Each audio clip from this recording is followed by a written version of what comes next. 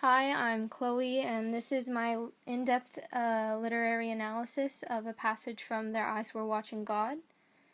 Their Eyes Were Watching God was Zora Neale Hurston's greatest contribution to the Harlem Renaissance. The novel makes a statement by rejecting the portrayal of African Americans in a way that accommodates white standards through language, and also largely incorporates female sexuality in the novel through striking metaphors of nature. The passage I have chosen is from chapter 19, after Tea-Cake begins to show intense symptoms of rabies, and the doctor has informed Janie that Tea-Cake will not only die, but also suffer. She looked hard at the sky for a long time. Somewhere up there, beyond Blue Ether's bosom, sat he. Was he noticing what was going on around here? He must be, because he knew everything. Did he mean to do this thing to Tea-Cake and her? It wasn't anything she could fight. She could only ache and wait. Maybe it was some big tease, and when he saw it had gone on far enough, he'd give her a sign. She looked hard for something up there to move for a sign. A star in the daytime maybe, or the sun to shout, or even a mutter of thunder.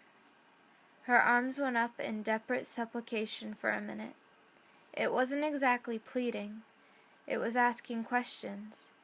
The sky stayed hard-looking and quiet, so she went inside the house. God would do less than he had in his heart. This passage supports the idea that Janie's story is a search for God, love, and the connection between people, along with her discovery that they are all one and the same. This theme is conveyed through the changing symbols of nature, the role faith plays in Janie's life, and the title.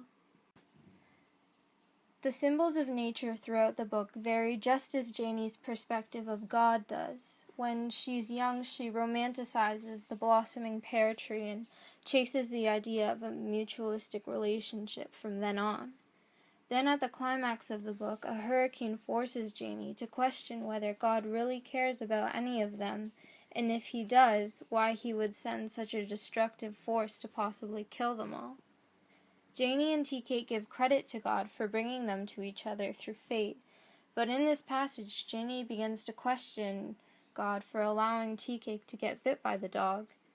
Why would God bring them together and then allow them to be torn apart? This is all hinted in chapter 6 when Sam and Lidge debate the relationship between God and mankind. This humorous debate mirrors the constant change in perspective Janie experiences. The challenges Janie faces throughout the story both change her perspective and test her faith. Her faith is tested in a religious sense, but also her faith in others.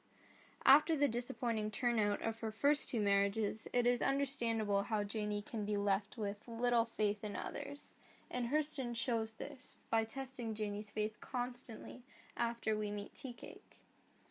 When Janie first starts getting to know Tea-Cake, she finds it hard to believe that he is after her and not her money, seeing that she is significantly older than him. But every time she halts herself from letting him in, he reassures her that he has no reason to lie to her.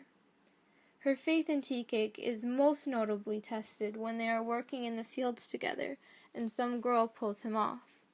Janie shows little faith in him during this situation, but is proven wrong, which shows how she needs more emphasis on this practice of faith in her life.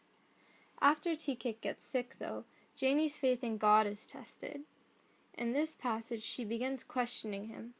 Not only does she want answers, though, she wants a sign that Tea-Cake is going to be all right. But when there is no response, Janie understands that God's decision is to let Tea-Cake die, and she doesn't get a reason. From this, Janie has a stroke of insight. God's lack of response isn't to be taken as cruel, but that it's God's will, and she must have faith in that. The significance of God within the story is never directly revealed, but Hurston does choose to use the concept of God in her title. If the story is about Janie's search for understanding, then God is the constantly changing truth that Janie is pursuing. This is reflected in the end when Janie says that love is something that comes in different forms. This can just as easily be said about God. Janie discovers that he can come in a form of a pear tree in bloom, or a forceful wind that can move a great body of water. Janie's voyage to find herself through love is concurrent with her unintended quest to find God. This faint theme can be seen as one of the most important because it deals with the religious idea that God is love. Through watching God instead of speaking with him, Janie learns how he changes to suit what he thinks is best for the lives he has created, just how love complements the people partaking in it. Zora Neale Hurston captures this message beautifully and leaves it as some of Janie's final lingering words.